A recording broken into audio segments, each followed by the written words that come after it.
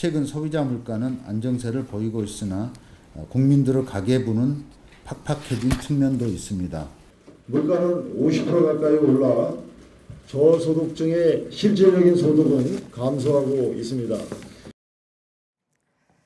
서울의 냉면값이 10%가 올라서 9,000원을 육박한다는 뉴스가 오늘 화제였습니다. 온라인에서는 물가가 많이 올랐다, 꼭 그렇지 않다, 체감하는 정도에 따라서 의견이 제각각입니다. 정부와 야당에서 나오는 반응도 사뭇 다릅니다. 이번 지방선거에서도 물가가 이슈 가운데 하나입니다. 이렇게 엇갈린 해석이 나오는 이유가 뭔지, 또 뭐가 맞는지 팩트체크해서 확인을 해보겠습니다. 오대영 기자, 정부는 팍팍해진 측면이 있다라면서도 안정세라는 표현을 썼죠? 네, 안정세라고 하는 그 지표가 바로 소비자 물가 지수입니다. 네. 우리가 일상생활에서 쓰는 상품이나 아니면 서비스 같은 것들의 가격 변동을 나타내는데 네. 460개 품목으로 나눠서 가중치를 반영해서 계산을 합니다. 네, 그러니까 매일 접해야 하는 물품들일 텐데 실제로 식당을 가보면 좀 값이 오르지 않았습니까? 안정세가 맞긴 맞습니까? 총론에서는 맞습니다. 소비자 물가 지수는 5월 기준으로 전년 대비해서 1.5% 올랐습니다. 4월의 증가율이 1.6, 3월이 1.3, 2월이 1.4. 그러니까 계속해서 최근 1%대를 유지하고 있는 거죠. 지난해 5월에는 2%였고 8월에 2.6%였습니다. 네, 그러니까 지난해보다는 상승폭이 좀 줄었군요. 그렇습니다. 이번에는 소비자 물가 지수를 품목별로 나눈 통계청의 다른 자료를 보겠습니다. 네. 식료품에 해당하는 농축수산물이 2.7% 올랐습니다. 공업제품은 1.6%, 서비스도 1.7% 상승을 했습니다. 상품과 집세 모두 올랐습니다. 유일하게 떨어진 건 전기, 수도, 가스입니다. 3.3% 하락했습니다.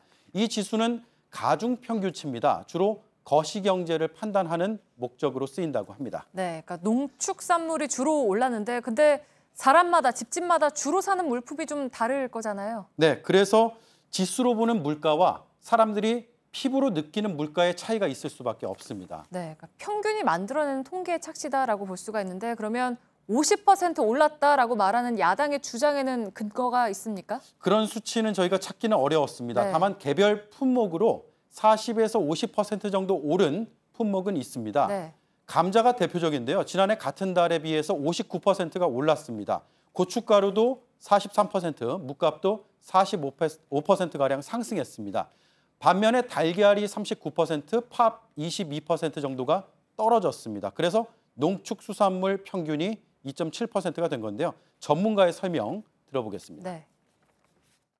사람들이 다 평균적인 수준으로 살지 않기 때문에 그런 거예요. 장바구니 물가가 많이 올랐다. 근데 평균을 하면은 그냥 물가 상승은 안정돼 있다. 그렇다고 한다면 장바구니 물가에 주로 이제 영향을 받는 서민들의 경우는 아우성이 나는데 물가 지수는 그걸 반영하지 못하고 있다라고 얘기하겠죠.